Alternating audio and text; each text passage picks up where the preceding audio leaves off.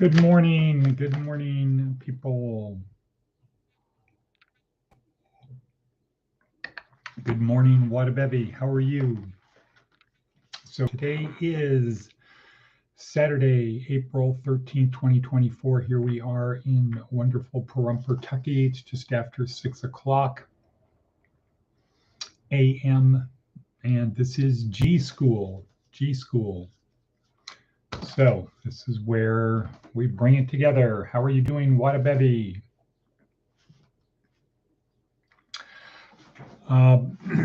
What is G.school? Well, what is Department of Career Services? This is where we help you on your journey through life. We help you get from where you are in your journey to someplace better. There is no destination. It's only the journey.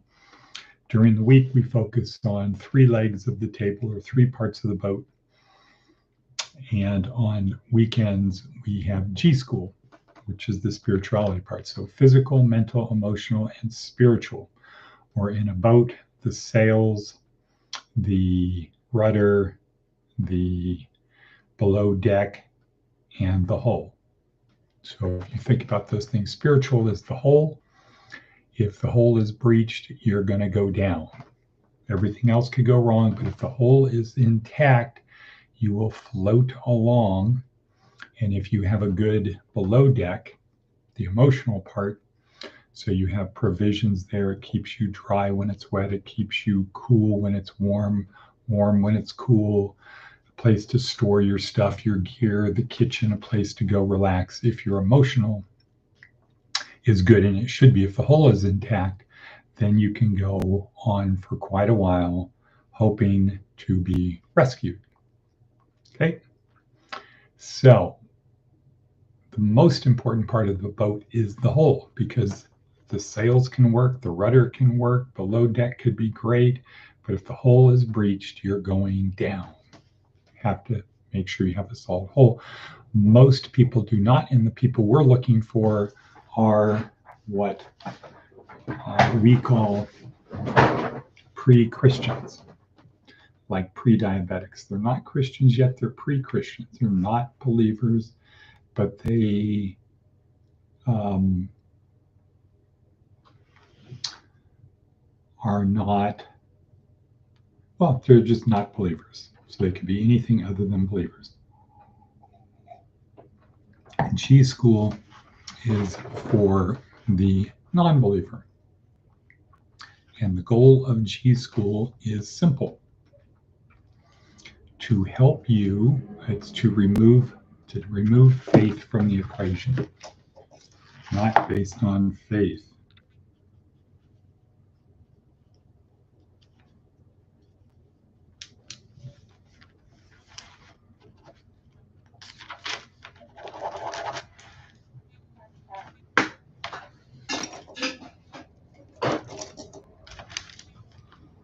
Okay, not based on faith. So the Copernican revolution, one of the factors is it's not based upon faith. Okay, so Enigma. So today's meme, what's a meme? An idea that spreads from brain to brain. Today's meme is Enigma, no more. Enigma, no more. So yesterday evening, I was having dinner at the 51015. Pretty good little dinner of corned beef and green beans. pretty good. Well worth the $10, which includes the sales tax and the drink. So, and I pulled out my little notebook, which is usually in my jacket pocket, and started thinking about this. Current Christians, well, Christianity is an enigma. What's an enigma? I wrote down the definition of enigma.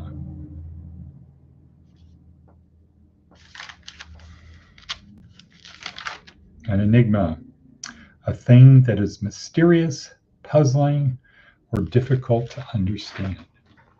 And what we find is, for people who are non-believers, the amount of Bible study is 0. So here's, let's see, time spent and time and knowledge. The more time you have, the more knowledge you have, and it seems to be never ending. It's like a black hole. Once you cross the event horizon, you can't come back. You keep going deeper and deeper and deeper and disappear. And so all of the Christians, the people I know, is the more Christian they are, the more they read the Bible. And the more mysterious it becomes, and they're hooked on trying to make sense of it, to figure it out. What were some of my notes?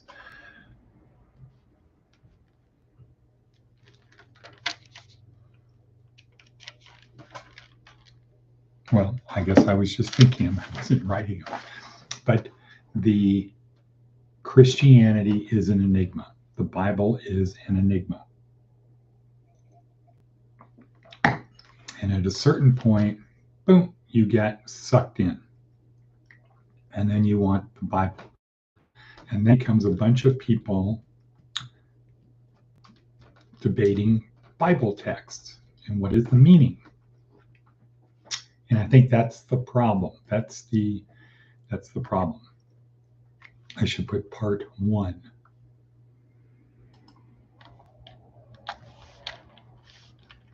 Part 1. So on the worksheet today, it's going to say part 1, because tomorrow is going to be part 2. Should the Bible be an enigma?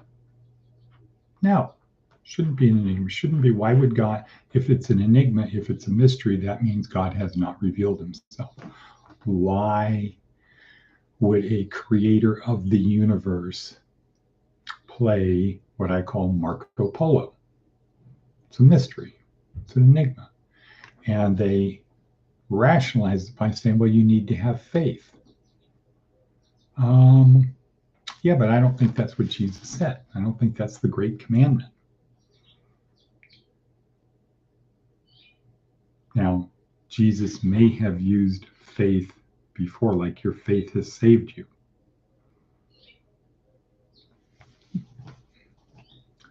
But he gave very clear instructions.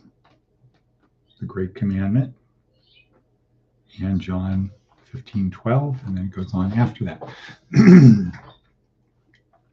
So what is the enigma no more? The no more part, so enigma, mystery, Bible today, Christianity today. The more you know, the more you know, you discover the more you don't know. And then that hooks you in, because our brains like to solve problems. I've got this problem with the Bible. I don't quite understand it. And that's, I think, if people who are Christians are honest and truthful, that they will say, in their heart of hearts, they just don't quite get it. They just don't quite get it. Okay, so this question, what we are talking about today, no mind, this question was actually... Okay, so we'll look at that a little bit later. So when I'm on the peloton. So Christianity is an enigma, period, full stop, end of story. There's no debate about that. The Bible is a mysterious, puzzling, or difficult to understand. I would say it's all three. We can step back, use phenomenology, and say, should it be? Should the Bible, should Christianity be mysterious, puzzling, or difficult to understand? No. How do we know it is? Because the more people become familiar with the Bible, the more of an enigma it becomes. Because they don't ever get through, got it, hey, saw that movie, don't need to see it again, read that book, I don't need to read it again, I get it. We don't need to keep learning arithmetic. We don't need to keep learning math. We don't need to keep learning the same thing over and over. So some people might say, well, they're not learning anything over and over. They're learning more. It's becoming richer. Aha, it is an enigma. To me, it's like a black hole. You're attracted to it, right? And then there's the event horizon, which if you cross that, there's no coming back. Would the creator, does it make sense that the creator would do a thing that had an event horizon, and once you went in there, you didn't come back? And I'm not saying you go down there and there's an enlightenment. Mystery is never solved. What happens when something goes into a black hole? Well, we don't know for sure, but we have good theories of what it is, and it ain't good. It's not good. You go in as matter and you're ejected as energy. Jets, plasma jets. Okay, not you. So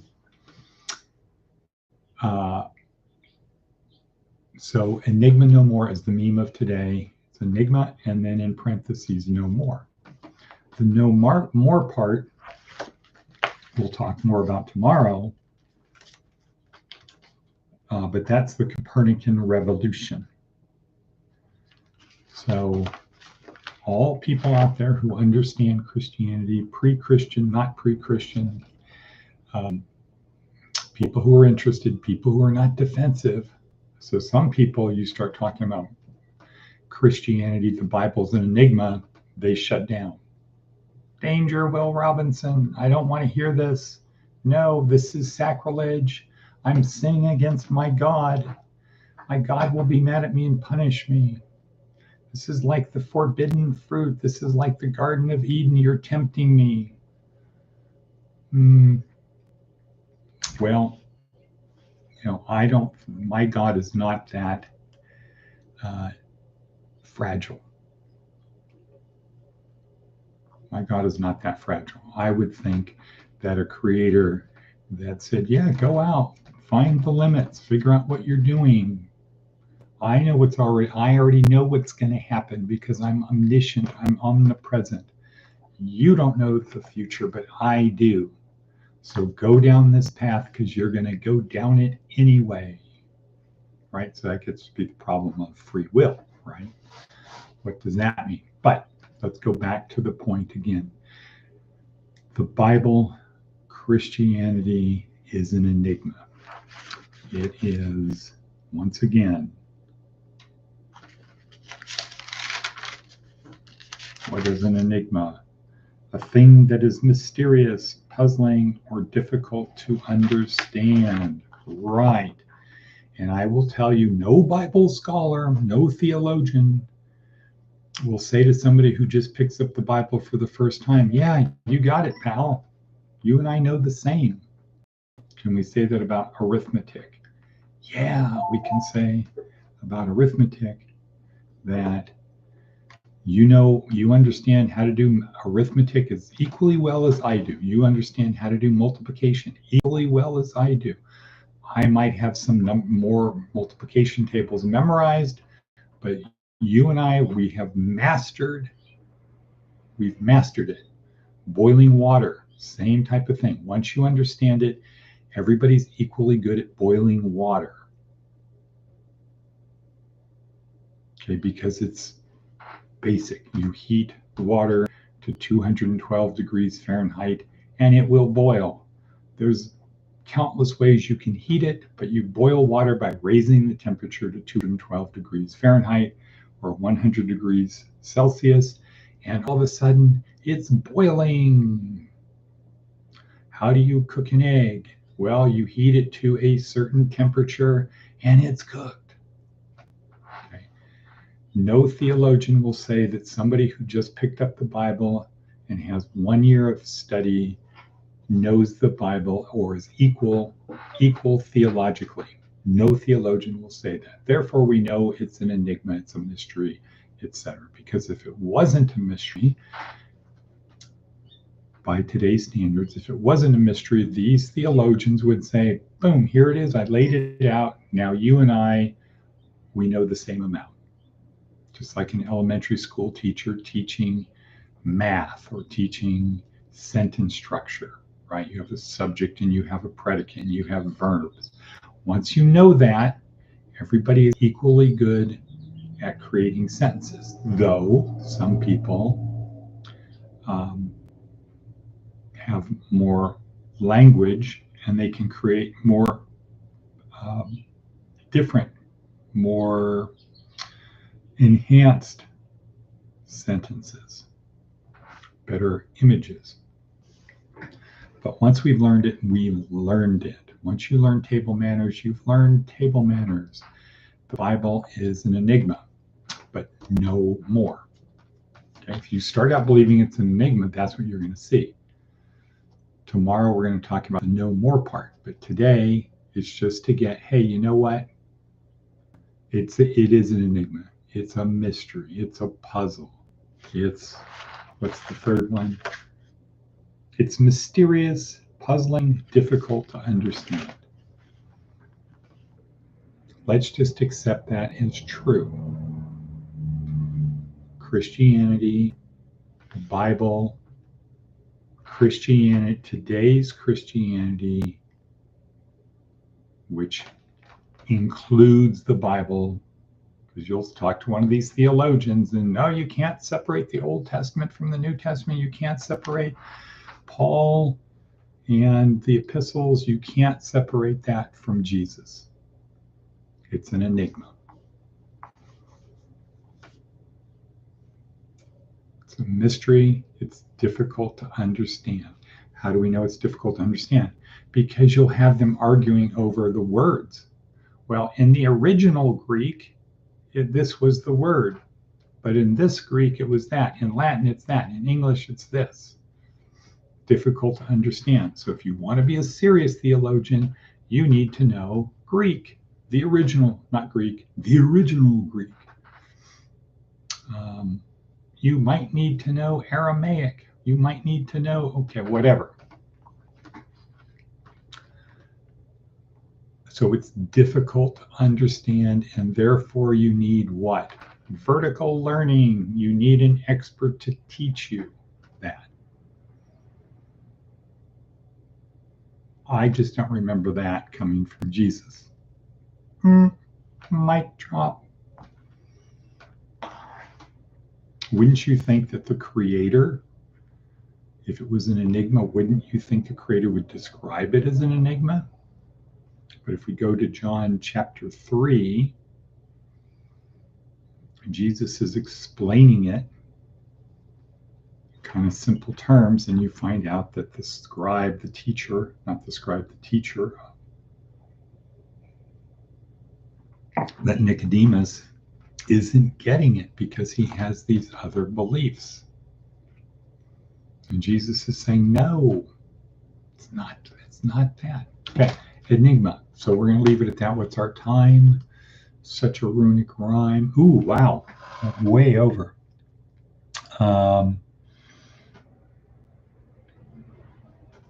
Yes, Matt, we do know what that means. We know what it means. Okay, sorry people for the length of this. Very simple point. Let's just accept that Christianity as we know it today, as it's taught in the churches on Sunday, is an enigma. And you need somebody who's an expert to explain it to us. Tomorrow we start with the no more part. No more. It's an enigma, no more. And isn't that so much better? Okay, let's see what is going here. I'm glad to see that Matt is here. That's good. I don't know where Mitch is. Hopefully he's not sleeping in.